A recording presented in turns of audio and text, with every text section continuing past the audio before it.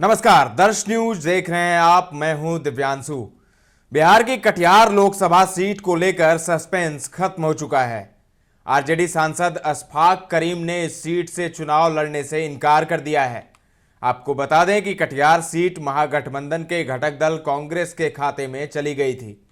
कांग्रेस ने इस सीट से तारिक अनवर को मैदान में उतारा है। आरजेडी सांसद अशफाक करीम कांग्रेस को सीट दिए जाने से नाराज चल रहे थे और कहा जा रहा था कि लालू यादव का भी सह उन्हें प्राप्त था और इसी वजह से वो इस सीट से निर्दलीय चुनाव लड़ने का ऐलान कर दिए थे।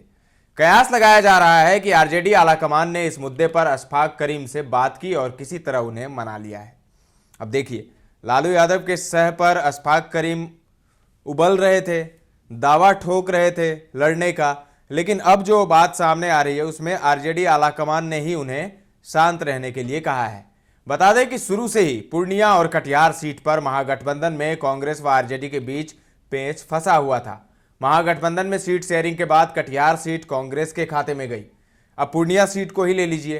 पप्पू यादव ने आज नामांकन कर दिया है। वो कांग्रेस में विलय हुए थे, उनकी पार्टी का कांग्रेस में विलय हुआ था।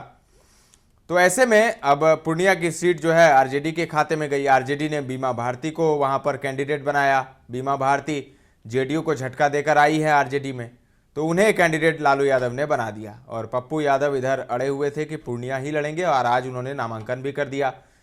खैर, अब उनसे जब पूछा गया कांग्रेस से कि उन पर कोई कार्रवाई होगी, एक्शन लिया जाएगा उन पर, तो उस पर भी जवाब आया अखिलेश सिंह का। उन्होंने कहा कि अभी समय है, वो अपना जो है वो विड्रॉल कर सकते हैं।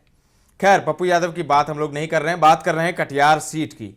गुरुवार को यानी आज अशफाक करीम ने घोषणा करते हुए कहा कि वह कटिहार सीट से चुनाव नहीं लड़ेंगे। आरजेडी महासचिव समरेंद्र कुणाल ने भी कहा है कि अशफाक करीम चुनाव नहीं लड़ेंगे। अब कटिहार में कांग्रेस उम्मीदवार तारिक अनवर और जेडीयू के दुलाल चंद्र गोस्वामी के बीच सीधी लड़ाई देखने को मिलेगी।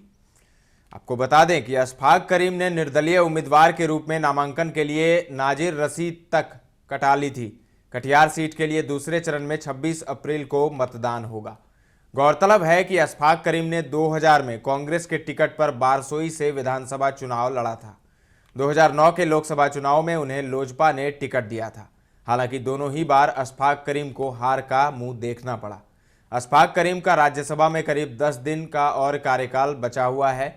वो कटिहार मेडिकल कॉलेज के प्रबंध निदेशक होने के साथ ही ये निजी क्षेत्र की अल करीम विश्वविद्यालय के कुलाधिपति भी हैं। तो अब कटिहार सीट पर सस्पेंस खत्म हो गया है। तारिक अनवर ही वहां पर महागठबंधन के कैंडिडेट होंगे।